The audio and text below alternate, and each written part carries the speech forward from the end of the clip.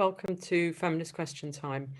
This is brought to you by Women's Declaration International, the leading global organisation defending women's sex-based rights against the threats posed by gender identity ideology. There is more information on our website, womensdeclaration.com, where you will find our declaration on women's sex-based rights. It's been signed by 31,310 people from 159 countries and is supported by 441 organisations. We have over 100 volunteer activists, including 53 country contacts, engaged in defending women's rights. This week, we have Monica Alario Gavilan from Spain. She will be talking about her new book, The Sexual Politics of Pornography. We also have Lauren Adams from the USA. She's the legal director of WOLF, Women's Liberation Front. She'll be talking about fighting for single-sex prisons in the US. And we have Malaleche from Mexico, from Frente Feminista. So we're now going to hear from Lauren Adams. Lauren Adams is the legal director of Women's Liberation Front, WOLF. She has written amicus briefs in support of women's sports, free speech, and free association, and she co-authored the Women's Bill of Rights. Lauren leads WOLF's lawsuit against the state of California challenging its gender identity prison policy. The title of Lauren's talk is Fighting for Single-Sex Prisons in the USA. So this is a very important part of this fight because these are women who have no other choice over where they are and what circumstances they are in. It is also an area in which a lot of these extremist activists are kind of experimenting on these policies and trying to see where they can get them through because they know that there's an information asymmetry, that we don't know what's going on in there. And it's a very complicated fight because the U.S. actually, we've got 50 states and we've got the federal government. And so there's different laws that all interact in different ways. So that's an important, unlike a lot of countries, we don't actually have anything that generally protects sex as a class. And we in fact have a lot of laws on the prison angle that go out of their way not to do so. We have the Bureau of Prisons, which is the federal system, and President Biden, or whoever the president is at the time, runs that. And so they have control over prisoners who are federal prisoners who have committed federal crimes. And there's also the 50 states, and each state has their own prison system for state level crimes. But there are federal laws that impact the states. And so one of them is executive orders can impact it. And many people know about Biden's executive orders related to gender identity and saying that sex as a definition now will include gender identity, and that has been implemented all over. This also interacts with, there's a law called the Prison Rape Elimination Act that is about 15, 20 years old. And what it does is it is supposed to help with oversight, data collection, et cetera, on prison rape. And what happened was it actually passed unanimously in Congress, but then when it went to the Department of Justice, the Bureau of Prisons, to create regulations that would implement the law, all of a sudden they were talking about this anticipation of possibly having cross-sex housing. So they talked about the circumstances by which you might place male offenders in the women's estate. So this was not a part of the original bill. It's a part of the regulations that prevent it. So this kind of set the stage for a lot of other things that happened afterwards. State by state, we've had a lot of litigation. So we have states like New Jersey where there was recently a court settlement which implemented self-ID.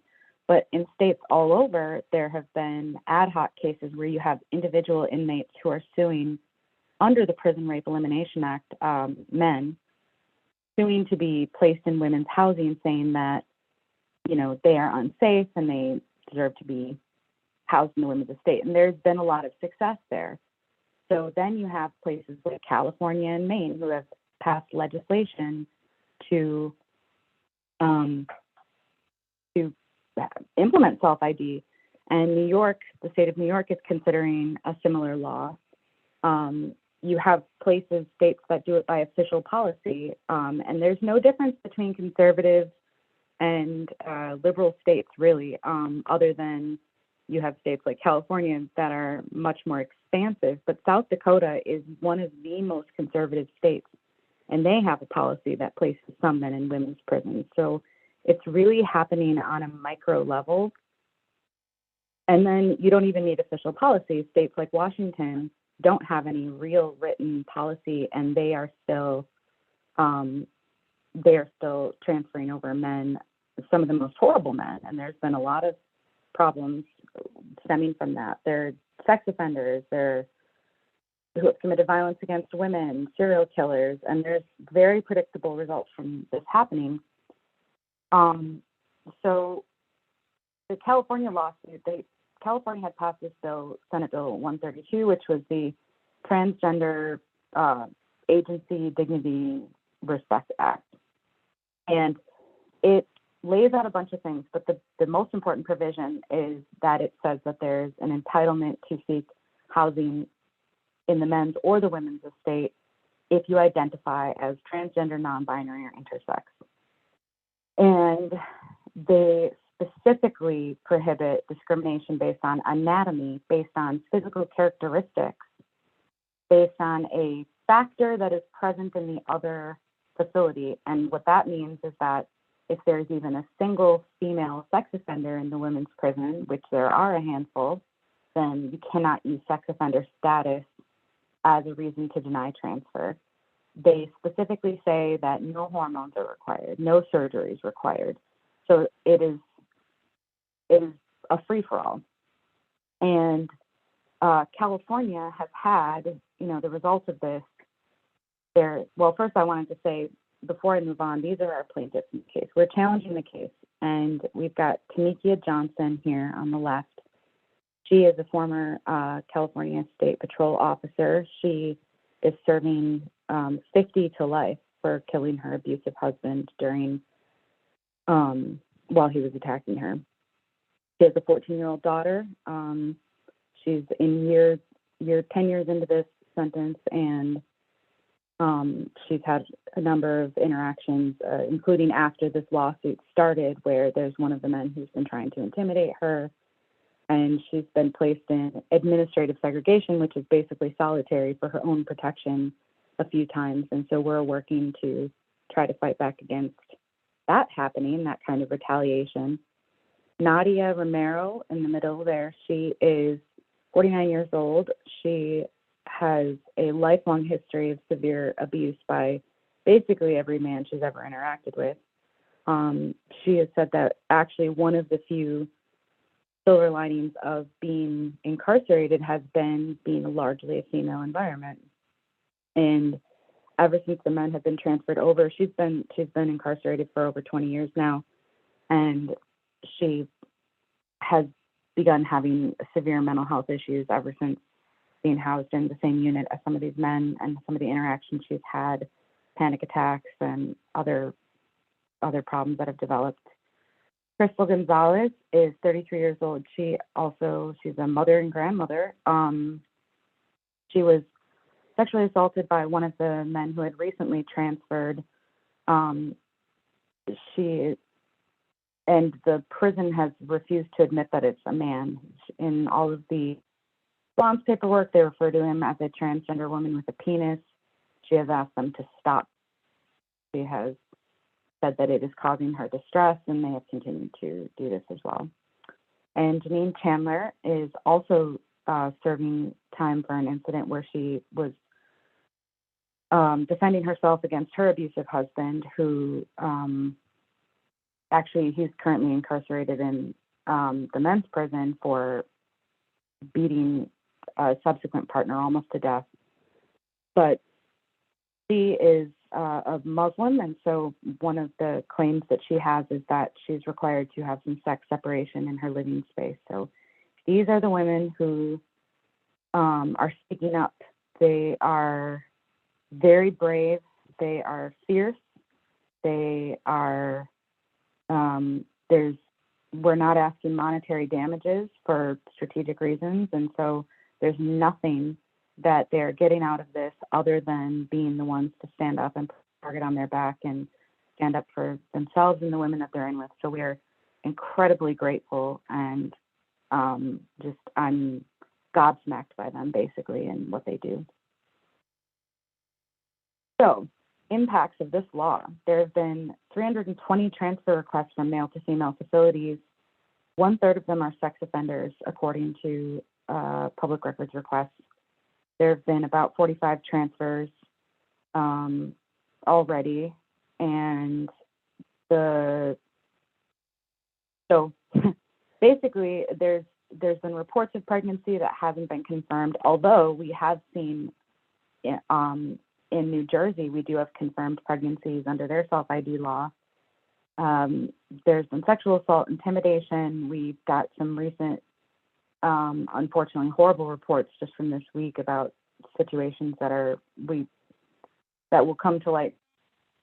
But you know, when I ask the women about what these men are like, right? Like, we don't know anything that's going on. It's all self-report. There's no pictures, there's no videos, and they all describe them as just men.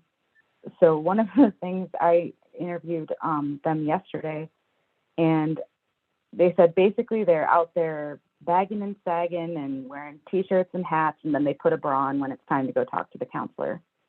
And it's, you know, essentially they're there, not that it matters if there's any kind of legitimate claim to a gender identity, it doesn't matter. But the point is that this law is put into place to supposedly protect that group of people, and it's really just got a bunch of guys who decided to go in and be at the top of the pack and run things in the women's prison. It's pretty crazy. So, and a number of women have said there's a loss of rehabilitative benefits of a single-sex environment. And I mentioned that legitimate claim. I know that's a controversial thing to say, but in the legal argument that's being made is that they have the right as a state to, you know, they identify in this bill this group of people who they are trying to protect. So one of the legal arguments that you can make against that is that their bill has failed at that, because we also have, especially some of the, there's actually trans-identified men speaking out against it. Lear, our board chair, had said, yes, they want to come in and slam the door behind them, and I think that's a fair assessment. But I do think that they were caught off guard by some of the changes that have happened, because, you know, especially if they really truly consider themselves women, and then so kind of perceiving this new cultural environment. It's nothing else. I don't know how else to put that, but if you ever hear us talking about that, that's why we're talking about it that way. But it's been serious. I mean, there's not only 45, but there's 4,500 women in 2 different facilities. So really it's a small number overall, and it's caused absolute havoc so far. Absolute havoc. So the state moved to dismiss the case, and then they essentially, one of their primary arguments was they have the capability to safely implement this law, and they are willing to do so. So these proposed interveners filed a motion to join the lawsuit. It's 4 incarcerated men. 2 of them are currently housed in women's housing.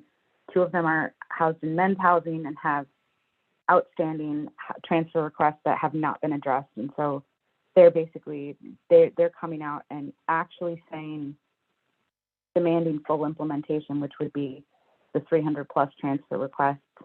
They're going out of their way. They say in their filings that humans are not sexually dimorphic, that there's no differences in anatomy, physiology, et cetera, between women as a class and men as a class, that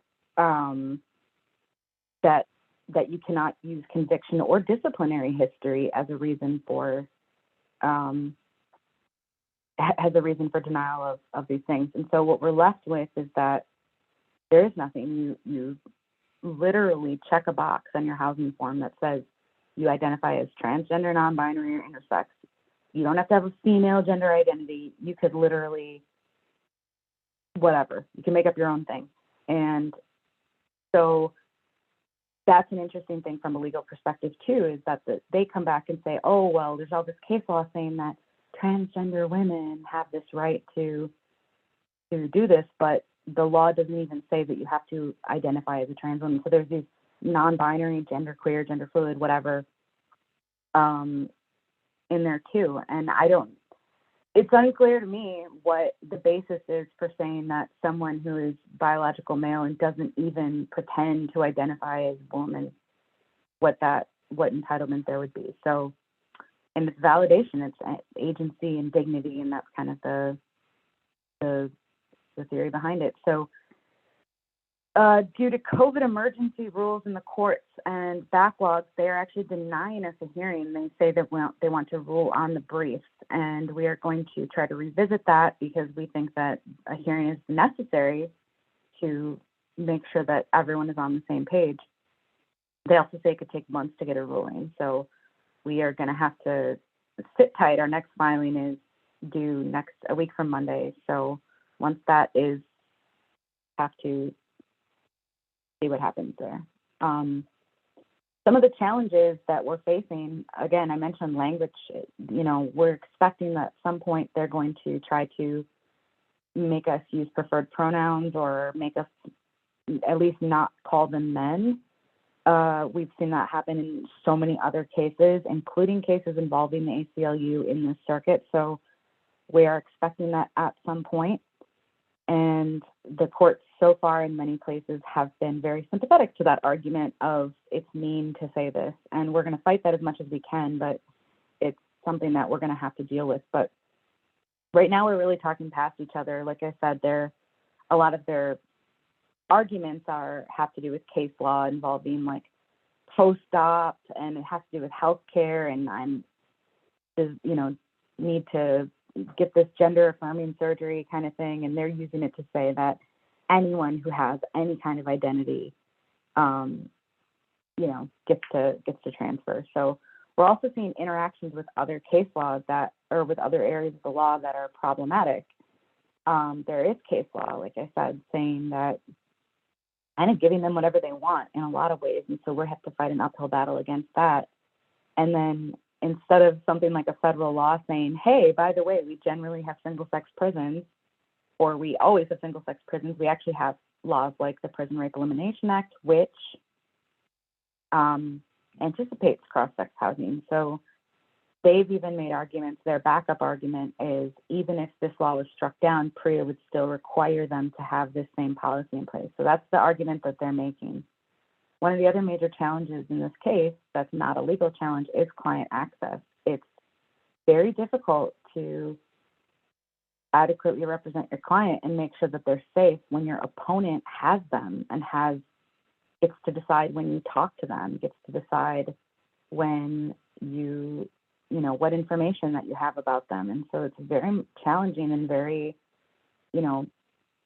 often concerned for their safety. And if you don't hear from them, you don't know if they're just being kept from the phone or if they're in segregation or what's going on. So that's an ongoing challenge.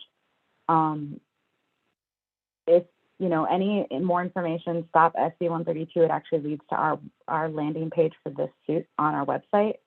So that will always have case updates, including documents for anyone who likes to read all of the court documents. And you can also, there's links to donate through there. Litigation is very expensive, especially extensive use of outside counsel, and we're hiring expert witnesses and things like that. It's very, it's fully funded by donations.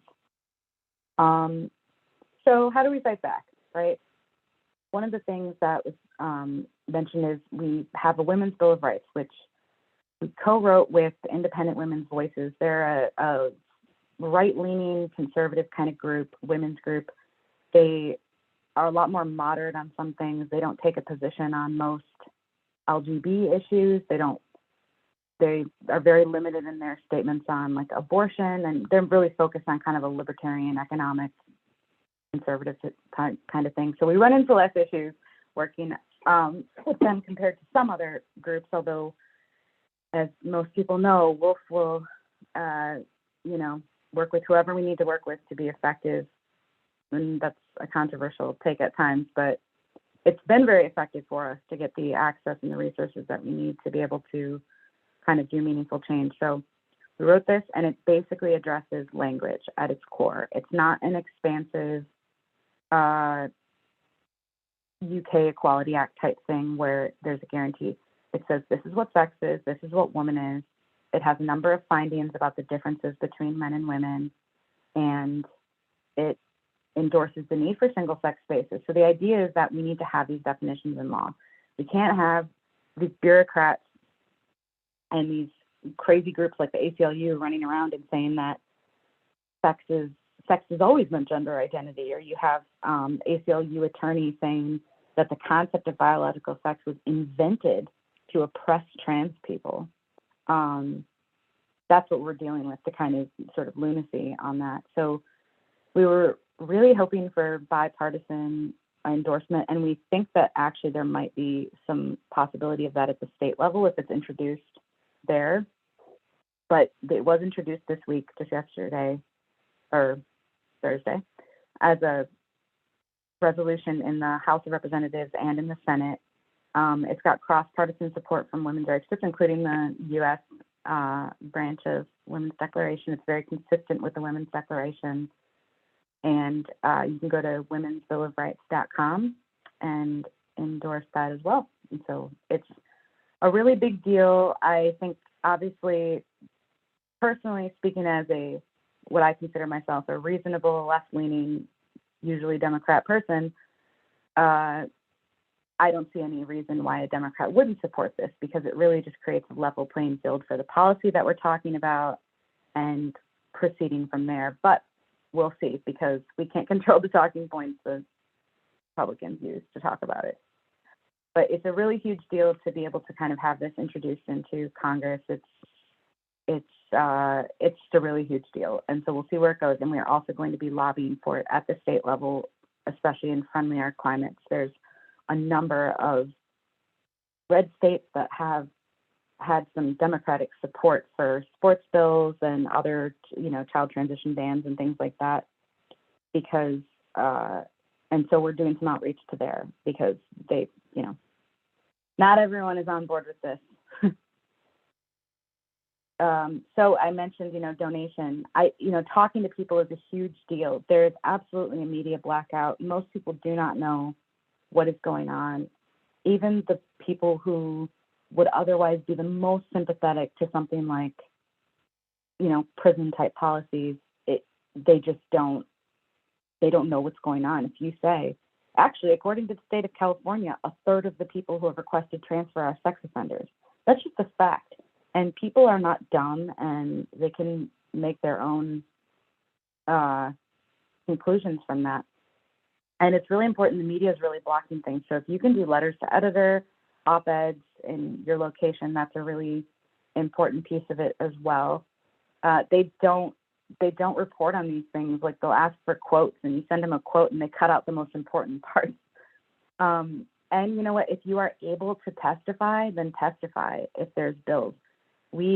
Maryland, for those who don't know, is a very blue state. It's a very, very, very liberal state. So exactly the kind of state that would implement self-ID. And there was a bill there that was modeled after the California bill last month, and Wolf board member and advisory council member, along with Keep Prison Single Sex, showed up.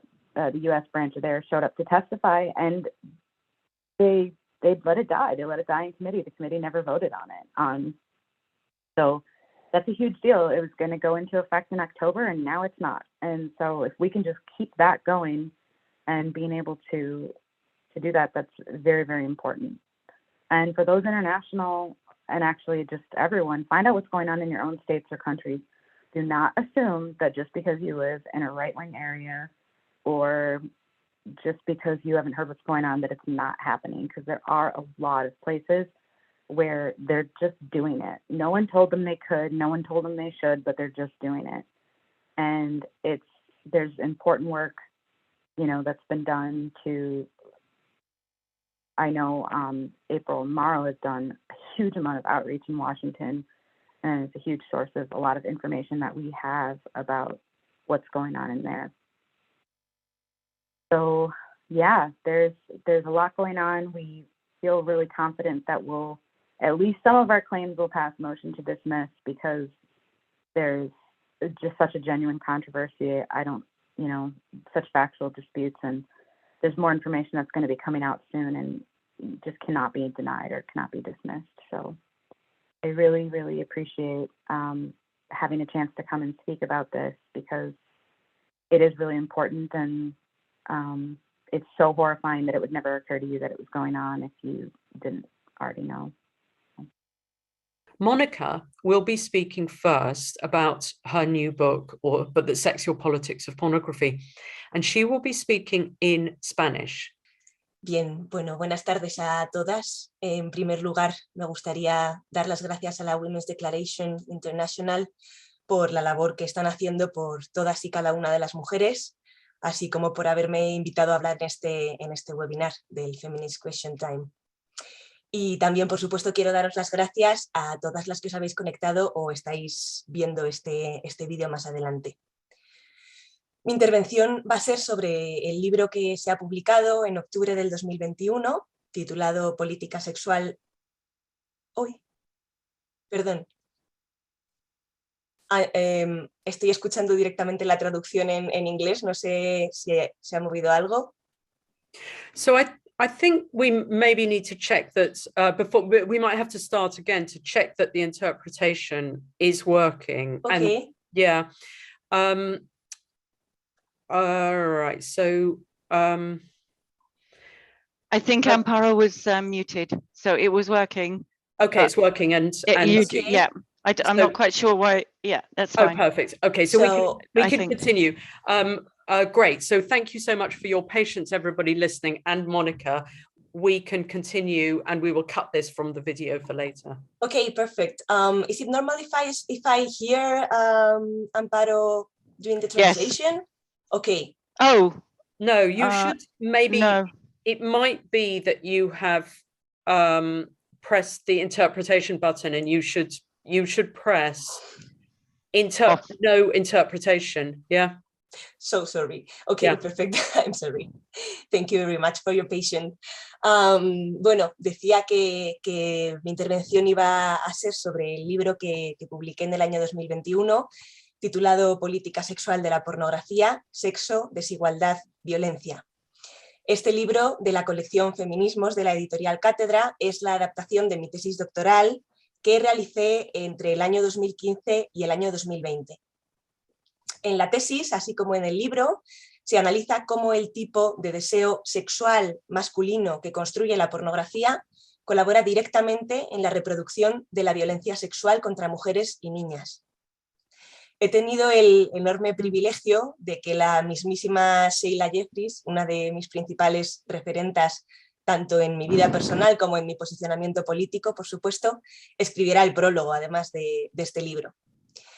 Y me gustaría, a modo de introducción, leeros la contraportada, que dice así: que la pornografía se ha convertido en la educación sexual de las nuevas generaciones es un hecho innegable. Ahora bien, ¿qué es lo que encuentran a un clic de distancia los chicos entre los 8 y los 11 años en las páginas web de pornografía? ¿En qué medida podemos decir que eso es educación o es sexual? ¿Cómo repercutirá este aprendizaje en las mujeres y las niñas? En el núcleo de política sexual de la pornografía se sitúa la diferenciación entre sexo y violencia sexual, la reflexión de por qué parte de esta violencia se considera simplemente sexo, la pregunta de cómo es posible que los varones se exciten sexualmente en situaciones que son violencia contra mujeres y niñas y, por supuesto, la cuestión fundamental: ¿qué consecuencias tiene para todas las mujeres y niñas que se haga equivaler pornografía a sexo? Una pregunta que me hacen muy a menudo es cómo acabé yo estudiando la pornografía, y la verdad es que fue por pura casualidad. Cuando yo empecé la investigación de mi tesis doctoral, yo no tenía pensado entrar en la pornografía. Yo quería estudiar la reproducción de la violencia sexual y aún no tenía en mente que la pornografía tuviera un papel importante en esto. Como son los hombres quienes ejercen esta violencia, yo sí tenía claro que me tocaba estudiar cómo se construye la masculinidad y la sexualidad masculina. Claro, cuando hablamos de magnitudes de violencia sexual tan devastadoras como las que tenemos en la actualidad, es claro que no podemos responder a la pregunta de por qué los hombres ejercen violencia sexual a nivel individual, como si hubiera algo concreto, ¿no?, que les ha pasado a unos pocos hombres. Cuando tenemos unas magnitudes tan devastadoras de violencia sexual, esta pregunta es algo que tenemos que responder a nivel estructural. Y yo iba investigando e investigando, iba leyendo antes de entrar en la pornografía y encontraba algunas respuestas, pero de entre lo que yo leía, ninguna me permitía entender desde las tripas, ¿no?, cómo es posible realmente que los varones aprendan a excitarse ejerciendo violencia contra mujeres y niñas. Y fue por casualidades de la vida que en un momento me propusieron que hiciera un artículo sobre pornografía. Cuando yo entré en las páginas de pornografía y comencé a verla, las respuestas iban apareciendo ante mis ojos en la pantalla. Cuando entré ahí, yo ya llevaba un par de años leyendo y tenía, es verdad, un marco teórico feminista radical, obviamente, en que apoyarme para interpretar lo que veía, pero las respuestas estaban en la pornografía, estaban ahí.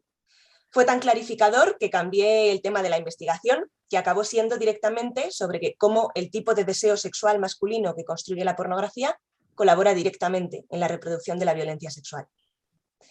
Ahora que ya ha pasado un tiempo desde que cerré la investigación, puedo decir sin duda que las respuestas más importantes con las que me he encontrado a esta pregunta estaban en la pornografía, lo cual me parece bastante significativo.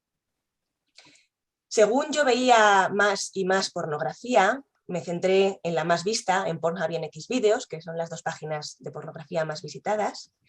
Iban apareciendo en mi cabeza ciertos esquemas que se repetían, ¿no?, en la pornografía relativos a distintos temas.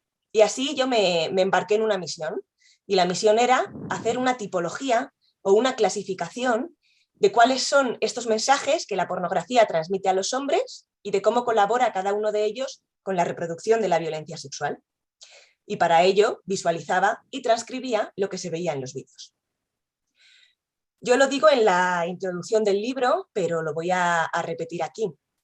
En la pornografía he encontrado las imágenes más terroríficas e indescriptiblemente dolorosas que he visto en mi vida. Recuerdo especialmente los meses que estuve redactando la parte de la tesis sobre pornografía, porque fueron varios meses viendo pornografía prácticamente 13, 14, 15 horas al día, ¿no? En esas demasiadas horas, como digo, pues topas con muchas imágenes y con muchos sonidos que son, bueno, de un dolor indescriptible. Fue especialmente duro analizar las violaciones filmadas a niñas, ¿no?, la mal llamada pornografía infantil, y había días cuando yo estaba analizando, investigando esta pornografía, que yo me sentaba en la mesa, ¿no?, y me quedaba con la mirada perdida atravesando la pared, y me venían en bucle las imágenes de todas esas caras, ¿no?, y de repente habían pasado 8 horas. O sea, no hay ninguna de esas caras que a día de hoy haya olvidado, ¿no? En su momento yo no tenía tiempo para detenerme a gestionar todas las emociones que la investigación me estaba produciendo. Yo no podía meterme a llorar en la cama un mes, no podía apuntarme a clases intensivas de boxeo, ¿no? La tesis es un trabajo académico y yo tenía unos plazos, tenía que ser funcional, tenía que seguir. Así que muy conscientemente, tomé una decisión.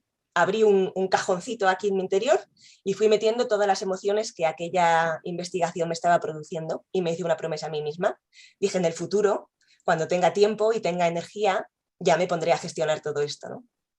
Pero la verdad es que esa tarea que me toca hacer ahora está siendo muy complicada.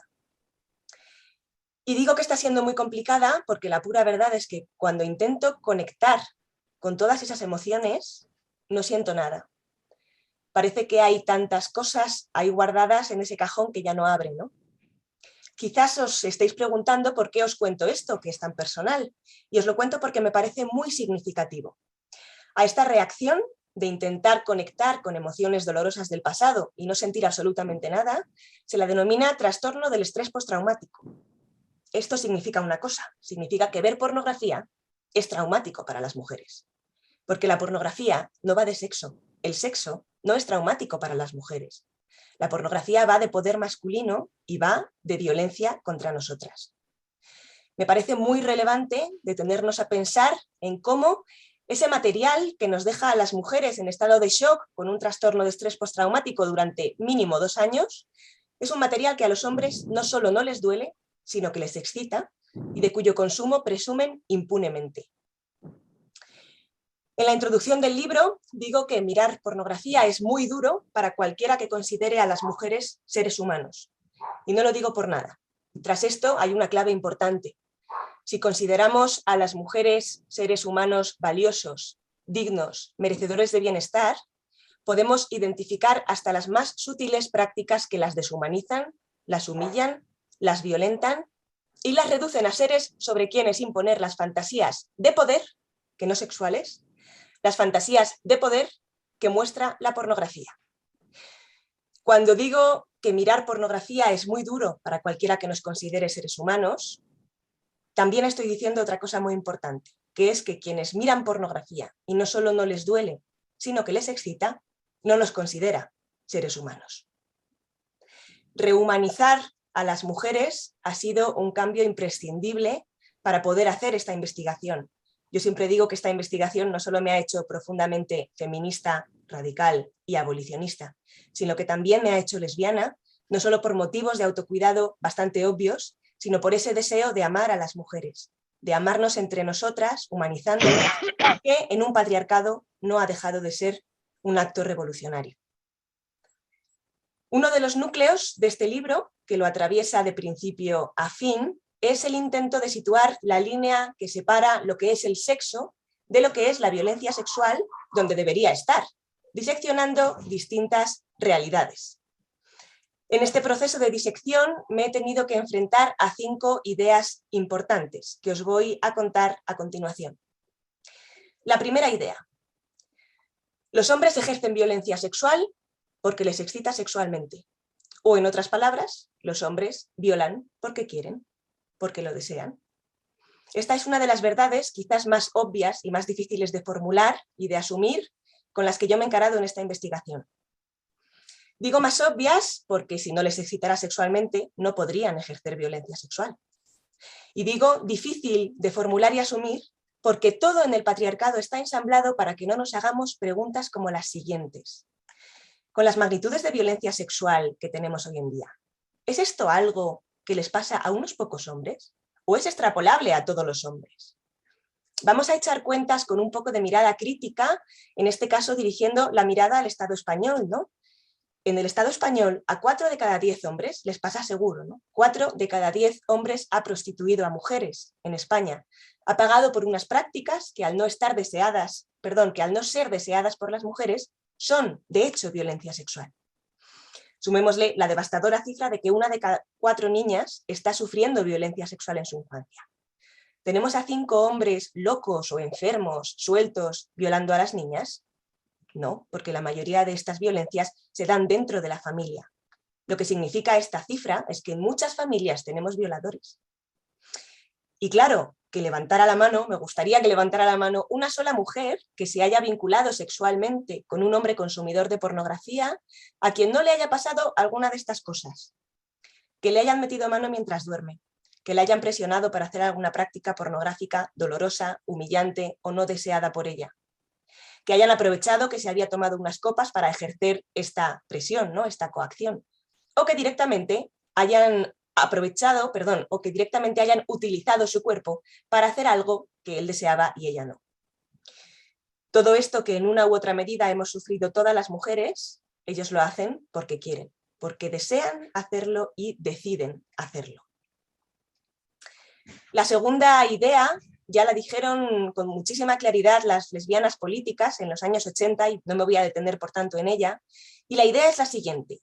Son los hombres quienes tienen el poder de poner nombre a las cosas importantes. La tercera idea, si mezclamos la primera y la segunda, es que en un patriarcado, cualquier cosa que excite sexualmente a los hombres pasa de inmediato a ser denominada y socialmente considerada sexo. Pero ya sabemos que no todo lo que excita sexualmente a los hombres es sexo. Una parte de eso que les excita sexualmente es violencia. Pero socialmente lo llamamos sexo. Los hombres llaman sexo a la violencia que ejercen contra las mujeres porque a ellos les excita sexualmente.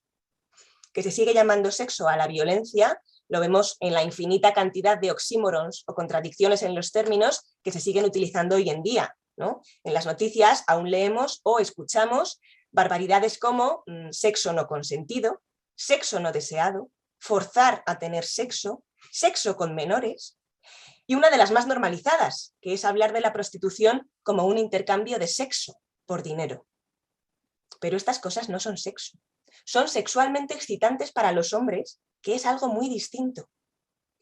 También es muy importante esta otra. Decimos que la pornografía muestra sexo explícito y no es cierto. Muestra de manera explícita lo que excita sexualmente a los hombres, que es otra cosa muy diferente.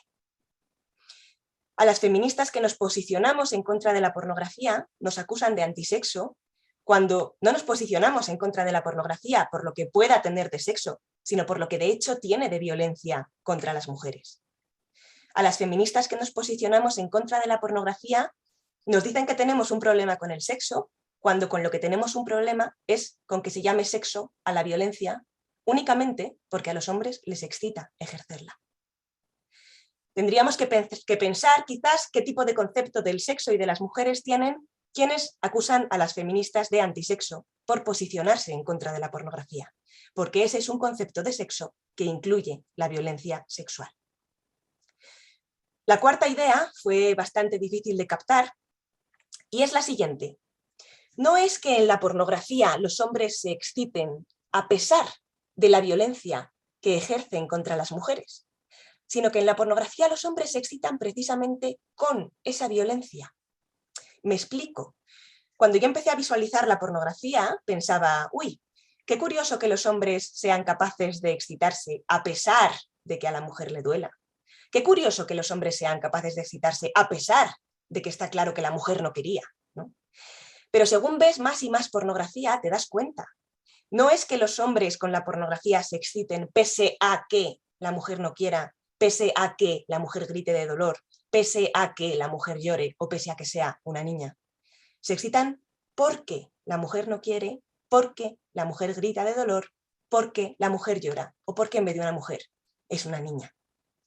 Ese es el núcleo y la dinámica de la pornografía. Los hombres se excitan con el poder sobre las mujeres y ese poder se expresa desde las formas más sutiles, como es la eliminación del placer de las mujeres, por ejemplo, hasta las más macabras que podáis imaginar. Cuando estaba estudiando un tipo de pornografía a la que a falta de un nombre mejor denominé pornografía de mutilación, pornografía de tortura o pornografía de asesinatos, que es una pornografía en la que no hay nada que pueda considerarse sexo en ninguna medida, yo cuando estaba viendo esa pornografía pensaba que no hay ninguna forma de expresar ese poder masculino sobre nosotras, que no haya sido ejecutada por un hombre contra una mujer real, grabada, subida a una página de pornografía y buscada y consumida impunemente por otros hombres, en ese o cualquier otro rincón del planeta. La quinta idea es que tras las previas, que son que los hombres ejercen violencia sexual porque les excita, que los hombres llaman sexo a cualquier cosa que les excite y por tanto también a la violencia que ejercen, y que la pornografía excita a los hombres precisamente por la violencia que está mostrando, hay una quinta verdad, y es que los hombres no nos consideran sus iguales. El patriarcado transmite, tanto a nosotras como a ellos, que las mujeres somos menos seres humanos que los hombres. Y aquí me gustaría hablar muy brevemente de la empatía. La empatía es una capacidad que consiste en dos cosas.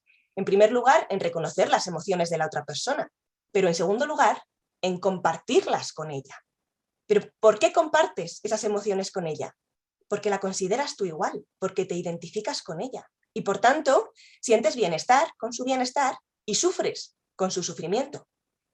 Los hombres aprenden desde pequeños que las mujeres no somos sus iguales. En esto consiste la masculinidad. Y la omnipresente cosificación y deshumanización de las mujeres también les está enseñando constantemente que nosotras somos menos humanas, menos dignas, menos válidas.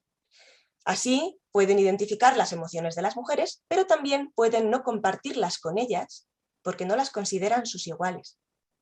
Por eso los hombres pueden excitarse sexualmente ejerciendo violencia sexual, por eso los hombres pueden llamar sexo a la violencia que ejercen contra nosotras, y por eso pueden excitarse con la dinámica de creciente crueldad contra las mujeres que muestra la pornografía.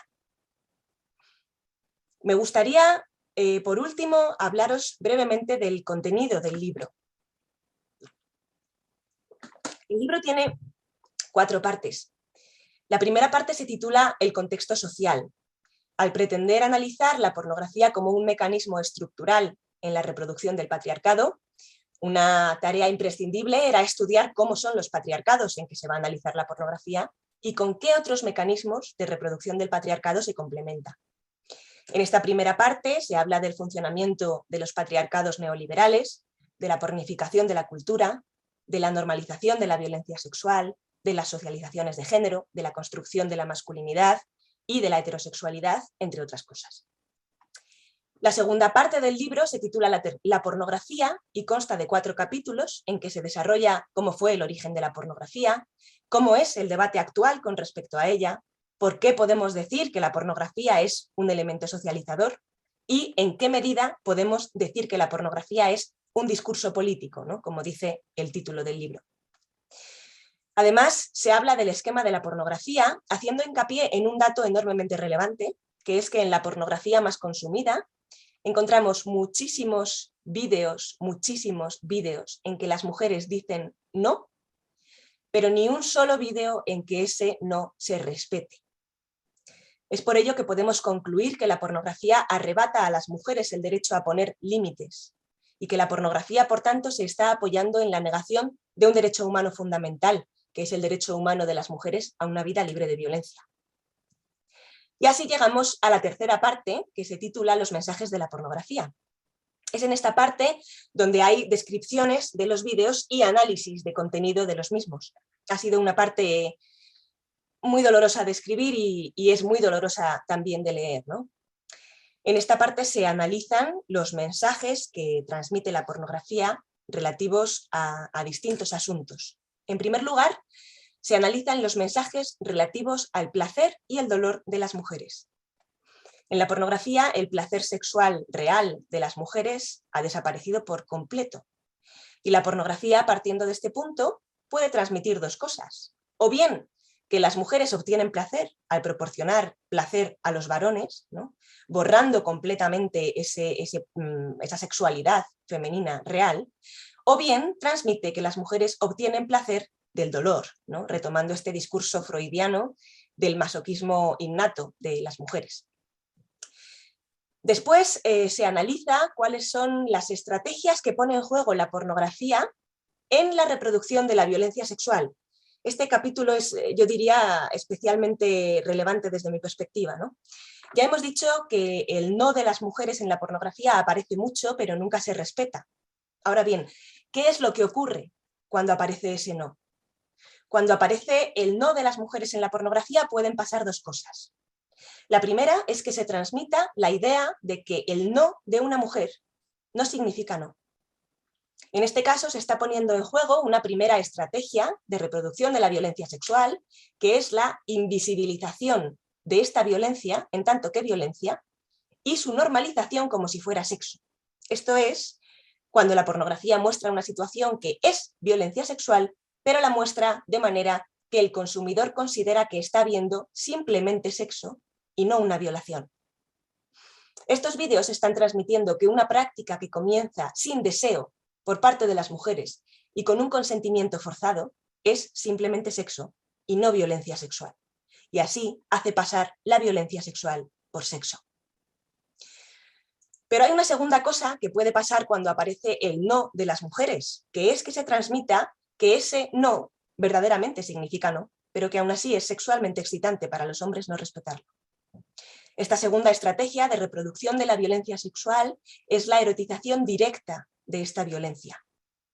En estos vídeos se muestra también violencia sexual, pero ahora de manera que se capta a la perfección que eso es violencia, porque se observa a una mujer que llora, que grita y que intenta defenderse. Este tipo de pornografía está entre la más consumida.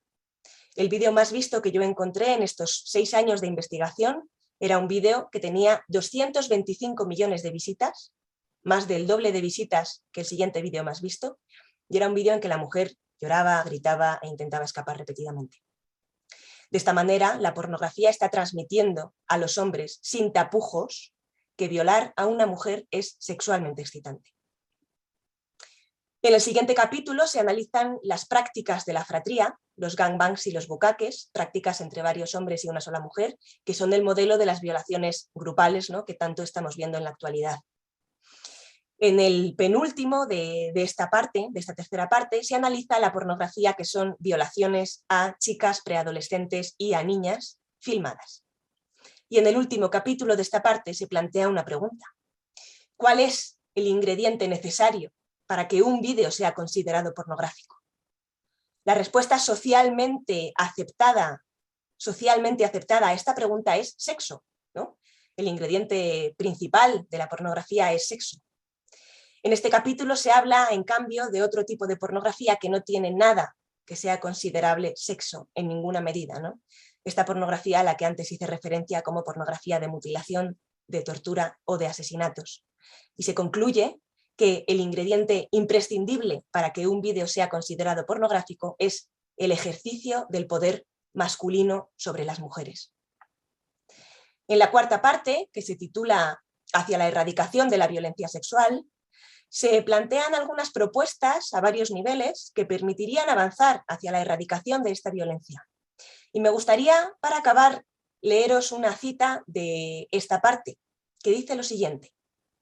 Es necesario avanzar hacia la construcción de sociedades en que se entienda que la violencia ejercida contra las mujeres por medio de prácticas que los varones viven como sexuales no es un tipo de sexo agresivo o violento, es una violencia ejercida en el terreno de la sexualidad, una violencia sexualizada, pero no deja de ser violencia por el hecho de que los varones aprendan a excitarse sexualmente con ella. Es necesario avanzar hacia la construcción de sociedades en que se entienda que la dominación masculina no es una característica del sexo, es un ejercicio del poder masculino patriarcal en el terreno de la sexualidad, es un poder sexualizado, pero no deja de ser un ejercicio del poder. La pornografía, cuyo tema principal es la afirmación de la superioridad masculina, cumple la función de sexualizar dicha violencia, de sexualizar dicho ejercicio del poder, ocultándolos en tanto que violencia y dominación y transformándolos en componentes de lo que es el sexo. Transmite que el sexo puede ser violento contra las mujeres, pero no deja de ser sexo. Que el sexo implica esa dominación masculina, pero no deja de ser sexo, ¿no? El mismo poder y la misma violencia que en otros terrenos son rechazados y criticados, se ocultan como formas de poder y violencia al mostrarse como simplemente características del sexo en la pornografía, amparados bajo la idea de que en el sexo todo vale, incluso el abuso del poder masculino y la violencia contra mujeres y niñas, y bajo la idea de que cualquier crítica a ese sexo se debe a la represión, la censura, el puritanismo y no a la defensa de los derechos humanos de la mitad de la humanidad. El libro acaba, como acaban todas mis conferencias y como también voy a acabar esta intervención, que es remarcando que la abolición de la pornografía es un paso imprescindible en el avance hacia sociedades verdaderamente igualitarias en que todas las mujeres y todas las niñas puedan disfrutar, por fin, de su legítimo derecho humano a una vida libre de violencia. Muchísimas gracias a quienes estáis conectadas, muchísimas gracias a las traductoras y muchísimas gracias a todas por mantener la escucha y la atención. We're now going to go to our third speaker, Malala Shea, and she is from Mexico, and she is a local, in a local collective that is based on radical feminist ideas or radical feminism and its political subject, women. She's going to talk about the new wave of misogynistic violence that we're facing. And the title of her talk is This Never Happens. Mala Leche, que es el seudónimo de esta compañera que pertenece a la colectiva local que basa el feminismo radical y el sujeto político, que es evidentemente la mujer. Su charla va a tratar sobre la nueva oleada de violencia machista a la que nos enfrentamos y lleva por título Esto nunca pasa. El tema de lo que les estaré presentando hoy es uno que ha sido muy satanizado recientemente, porque el patriarcado es algo que evoluciona y en nuestro movimiento toma nuevas formas. Con las sufragistas eran el movimiento de los derechos por los hombres. Luego viene esta nueva ola de igualitaristas que decían ni machismo ni feminismo y que vendió la idea del empoderamiento sexual como la idea de ser cosificada o que el porno es súper empoderante y todo lo que ya han expuesto anteriormente. De igual manera, tenía planeado dar la presentación en inglés y en español, así es que no hay problema. Voy a poner algunos puntos en español y algunos puntos en inglés. So, voy a ir parte por parte. Ahora sí voy a hacer el switch en inglés. So, hi there. So what I was telling is that thanks in advance for your attention. The theme that I will be presenting today is one that have been demonized recently because the patriarchy is something that evolves. And in our movement takes really new forms. With the suffragettes was the men rights activist movement. Then comes the new wave of equalitarians that sold the idea of sexual empowerment as being cosified, or the porn or everything else that we already heard previously. Y es necesario estar atentos a las nuevas formas que toma el patriarcado para saber qué hacer y estar alerta. La nueva forma de misoginia a las que nos enfrentamos se vende como progreso, pero hay algunas reglas que podemos verificar que son bastante fiables para detectar este tipo de violencia a la que nos enfrentamos, las reglas de la misoginia. Y podemos comprobar punto por punto y podemos ser conscientes si estos nuevos movimientos son un nuevo disfraz de lo que la misoginia ya siempre ha hecho, que es evolucionar y volver a tomar algunos puntos cada vez que el movimiento feminista logra algo. So, and it's necessary to be aware of the new forms that patriarchy has to evolve or to customize itself. And we have to be aware of that and be vigilant. The new form of misogyny that we are facing is sold as progress, but there are some rules that we can check to see and detect this type of violence that we are facing today. Those are called the rules of misogyny. La primera regla que podemos ver es que las mujeres son siempre responsables de todo lo que hacen los hombres. Y esto lo podemos ver punto por punto, porque siempre se nos culpa de que si provocamos algo, de que nosotras somos las que logran que pierdan los estribos.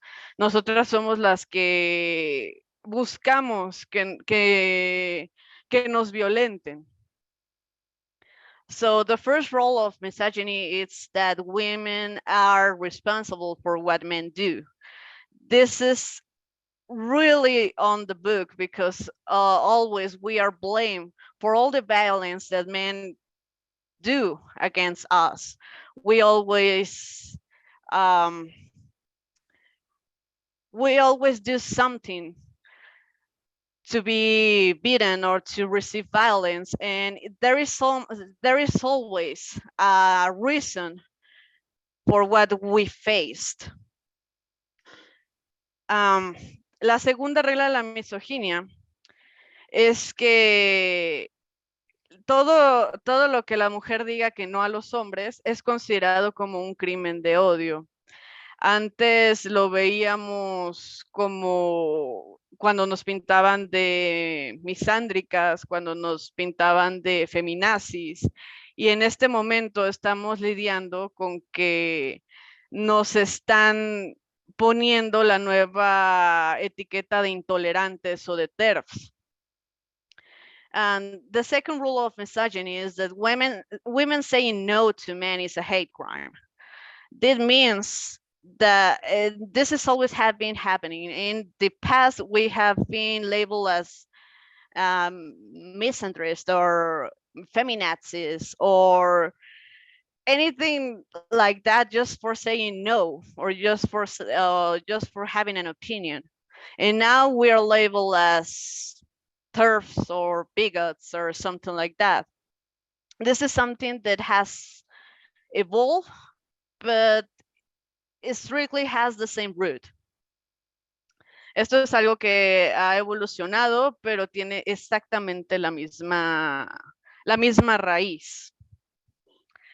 La tercera regla es que las mujeres que hablamos las mujeres que hablan por ellas son exclusionarias y que son egoístas. Esto también lo hemos visto mucho últimamente, porque nos han pintado que cuando buscamos espacios para nosotras, cuando buscamos un movimiento para nosotras, lo único que se logra es que nos cataloguen como egoístas, como exclusionarias, como que somos violentas por querer tener ese espacio seguro.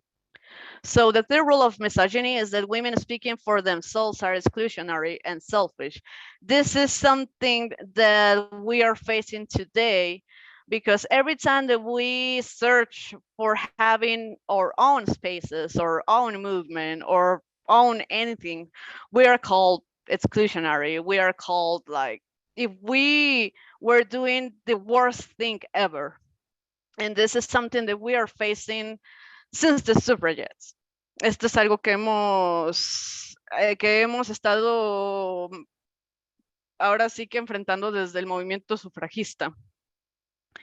La cuarta regla de la misoginia es que las opiniones de las mujeres son violencia hacia los hombres.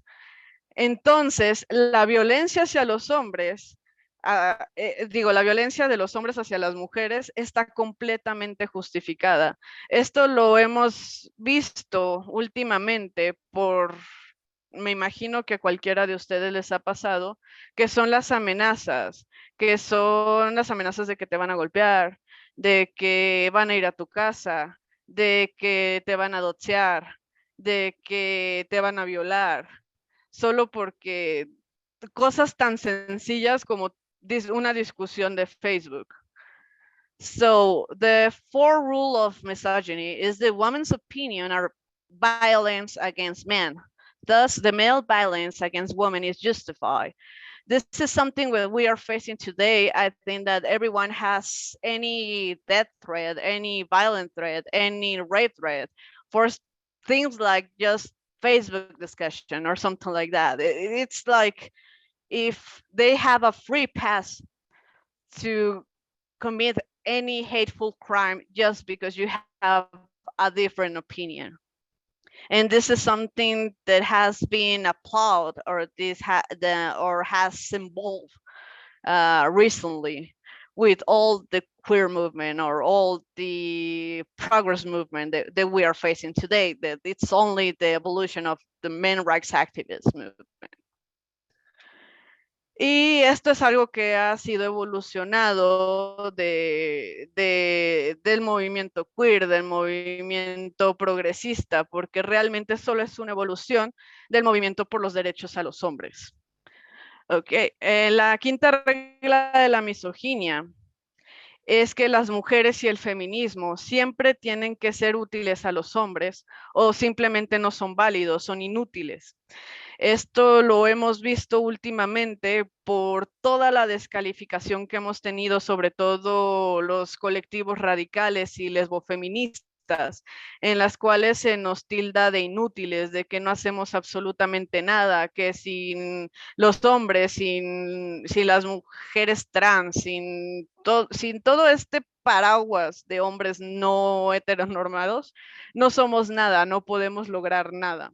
Y incluso que ha justificado sobre todo en México y Latinoamérica, no estoy muy segura cómo está el tema en Estados Unidos, que colectivas liberales han vendido y han puesto en riesgo la identidad de las colectivas radicales y las han vendido para persecución política, las han vendido como si hicieran el típico, nosotras somos las feministas buenas y ellas son las feministas malas, y nos arrojan completamente a los lobos sin tener ninguna consideración de que también somos mujeres, también tenemos hijos, también tenemos vidas, y enfrentarnos a este tipo de violencia en un entorno en el que nos desaparecen fácilmente porque tenemos 11 feminicidios al día, porque la persecución política está muy fuerte últimamente, es algo no solo desconsiderado, es algo que ya se torna peligroso, tanto que las colectivas radicales y las lesbofeministas han sufrido una separación de las colectivas liberales por seguridad. So the 5 rule of misogyny is that women and feminism must be useful to men or they are worthless. This is something that we are facing recently because every time that we want to do something, the lesbo-feminism and the radical feminism are always being fun of. And we are called wordless. We are called that our feminism is not the real feminism. And this is really, really dangerous in Mexico and Latin America, because we have been sold for liberal feminism. We were sold, or information were sold to the government, our identities were just doxed, and we have been receiving a real threat and a real violence threat just because we are not including men. And this is really dangerous because in Mexico we have 11 feminists,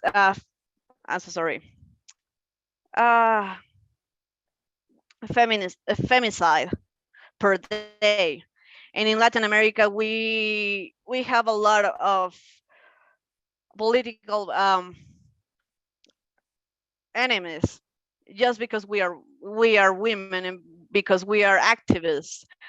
We are literally being chased. We can be killed just for being activists.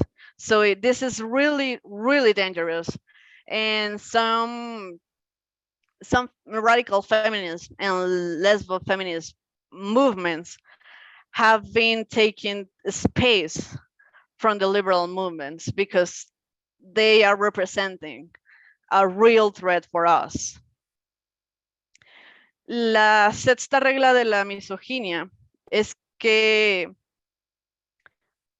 las mujeres que están siendo, pues no femeninas, sino que están siendo cosas de mujeres y lo presumen a los hombres como menstruando o como dando a pecho a los niños, merecemos un castigo. Esto lo hemos visto por toda la deshumanización que hemos recibido al ser llamadas personas menstruantes o personas gestantes o simplemente portadoras de úteros, porque no podemos decir maternando, no podemos decirnos madres sin que se considere como algo violento, y se nos censura y se nos violenta nada más por tocar el tema de cosas que nosotras hacemos naturalmente, ¿no? Okay, the sixth rule of misogyny is the women who go around being female at men by menstruating or breastfeeding babies deserve punishment. And we have been checking that because we have been dehumanized and being called like menstruators or well, a lot of words that just to avoid being called woman or mother or things like that. And it's like if we were deserving a punishment about that. Injustice for doing things that men can do, that we do just for biology. La séptima regla de la misoginia es que las mujeres siempre debemos de estar agradecidas a los hombres por todo. Esto lo vemos porque nos han dicho que le debemos a los hombres el feminismo, le debemos a los hombres el que nosotras tengamos carros o ciencia o tecnología, ¿no? Siempre debemos de agradecer a los hombres y si no lo hacemos, si nosotras mencionamos que recibimos una violencia constante, se nos tacha de misándricas o se nos tacha ahora sí que de que nosotras buscamos un movimiento para conquistar al mundo y tener campos de concentración de hombres o cosas así. Y esto también ha ido evolucionado de manera de que nosotras debemos de agradecer a las mujeres trans. Nosotras debemos de agradecerles a las mujeres trans que ellas quieran pertenecer al feminismo, que ellas nos digan que cómo es que debemos de actuar, por qué es lo que le debemos de luchar. Y es algo que hemos visto tristemente bastante últimamente. Y es algo que no debería de ser, porque también somos seres humanos, somos más del 50% de la población. Entonces, no le debemos nuestro movimiento, nuestro desarrollo a nadie. Okay, the sixth rule of misogyny is the woman should, I'm sorry, the seventh. The woman should always be grateful to men for everything. This is something that have been around since ever, that we have to be grateful because the feminism was invented by a man, or we have science and cars and TVs or anything like that just because of men. And in the new way that it has been presenting is like we need to be grateful for the trans movement because they are correcting our feminism. They are guiding us to the right path. But the truth is that we are more than the 50% of the world's population, and we don't have to be grateful for anything, for involvement, for our movement, for our lives, because we have been accomplished a lot of things because of us and anyone else. La octava regla de la misoginia es que los hombres son lo que ellos dicen y las mujeres son lo que los hombres dicen que son. Esto lo veíamos porque decían que las mujeres eran la creación más divina de Diosito, ¿no? Que nosotras somos las madres, las protectoras, las que debemos de ver por todos y por todos, las abnegadas, las que se sacrifican. Y obviamente últimamente se ha visto porque nos están negando el que nosotras podamos definir qué es ser mujer y que es el sujeto político del feminismo. Los hombres son los que tienen el derecho de decir qué es ser mujer y quién es el sujeto político. Y esto es algo muy peligroso porque estamos perdiendo el enfoque de por qué existe el feminismo. Y el feminismo no existe para juntarse en amigas y tomar té, o sea, existe por el principio de que somos una clase oprimida por la clase opresora que son los hombres. Entonces, es algo que debemos de reforzar las veces que sean necesarios, por más que se ataque y por más que se trate de cambiar. Okay, so the eighth rule of misogyny is that men are whatever men say, and women are whatever men say they are. This is something that we have always been facing because we have always been the mothers, the people that can take care of everything, that we are feminine, that we are, and this is what the real woman is. And in new times, in the recent times, we are facing that women cannot define what a woman is. The men are defining that women is, again, all the stereotypes that we have been facing for centuries. And this is really dangerous because women are the political subject of feminism. If we cannot be aware of what is the political subject or what is the point of the feminism, because it's not a movement of just girls getting fun or getting social networks or something like that. The feminism exists because we faced oppression, and we are not facing oppression by the air. We are facing oppression by the man. So we need to be ensured, don't let the political subject away. We have to repeat that women are the political subject of the feminism, and the women are the adult human females.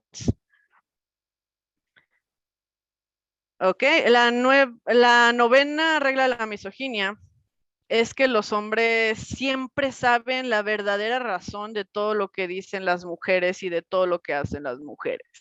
Entonces, esto se ha ido reflejando últimamente cuando nosotras queremos un espacio seguro, cuando nosotras decimos, ¿sabes qué?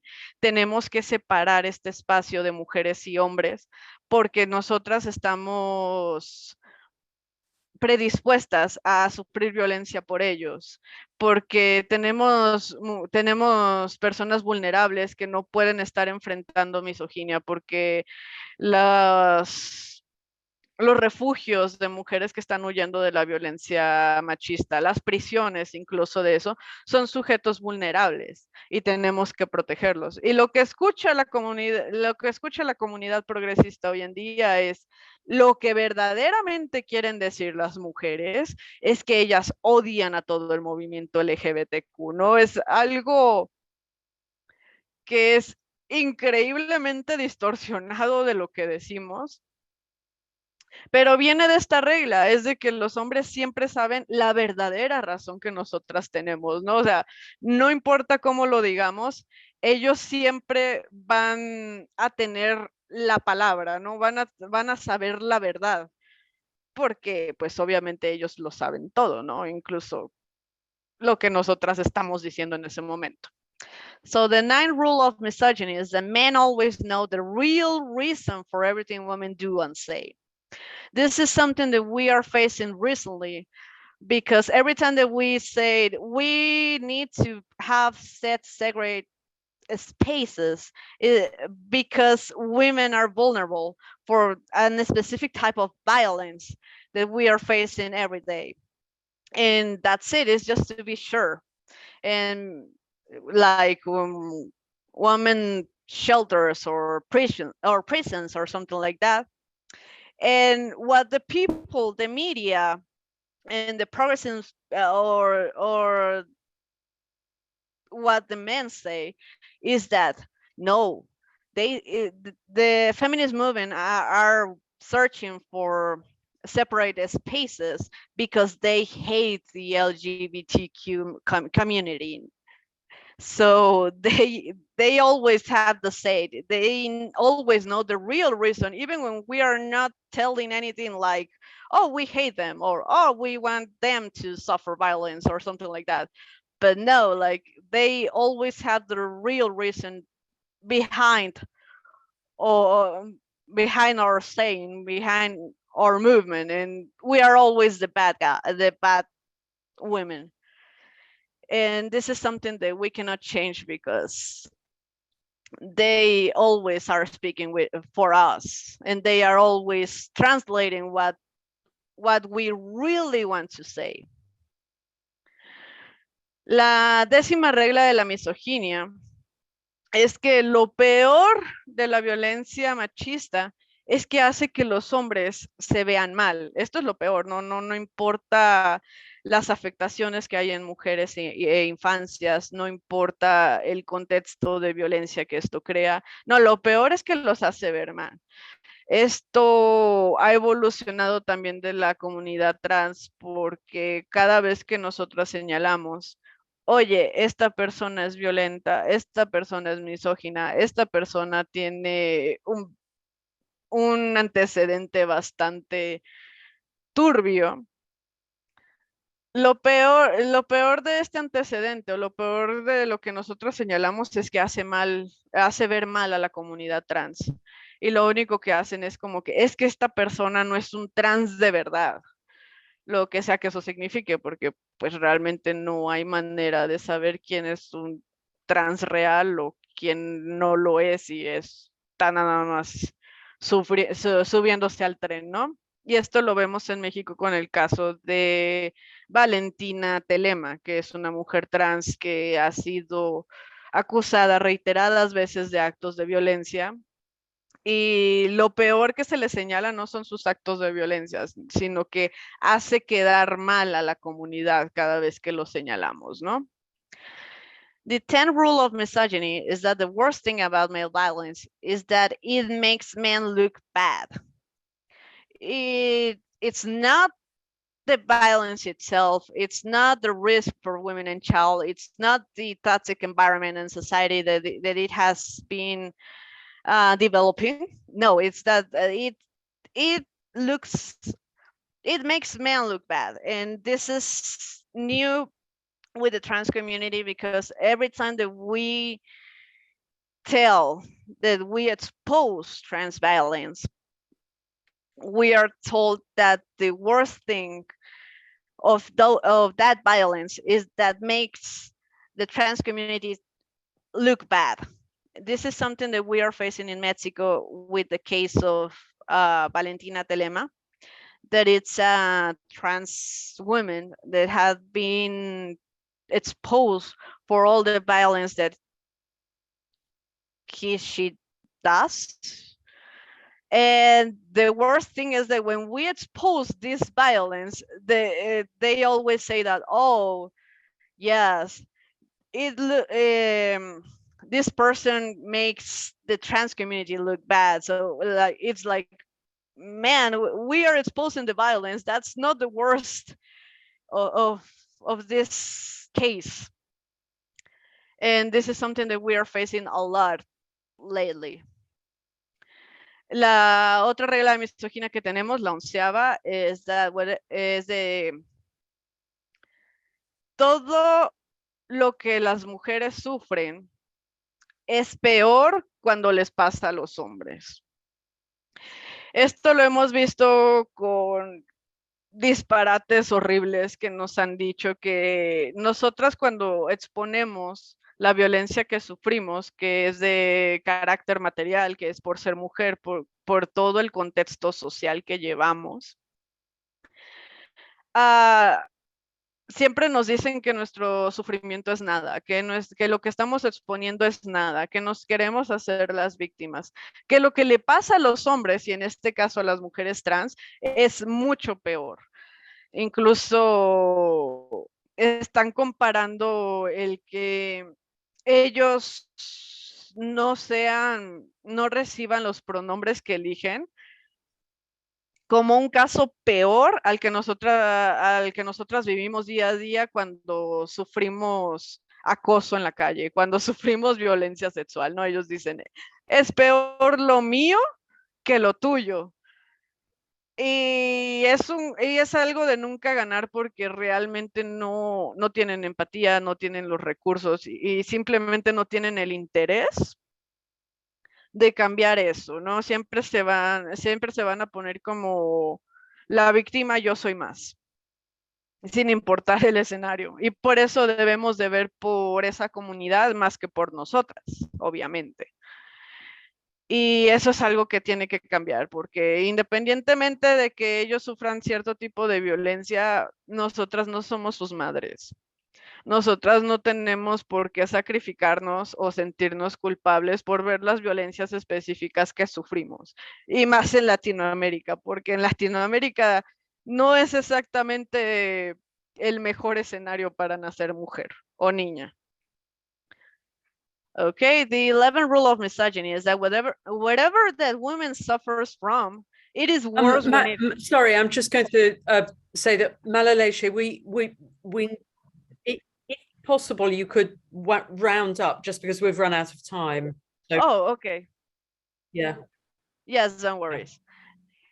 Bueno, en conclusión, nosotros no debemos de dejar de apartar el renglón, ni dejar de señalar esta violencia, ni hacernos las ciegas, porque es algo que siempre hemos sufrido como movimiento feminista, es algo que viene evolucionando, es algo que no se va a acabar, es algo que se presenta en nuevos paquetes, pero es exactamente lo mismo de siempre.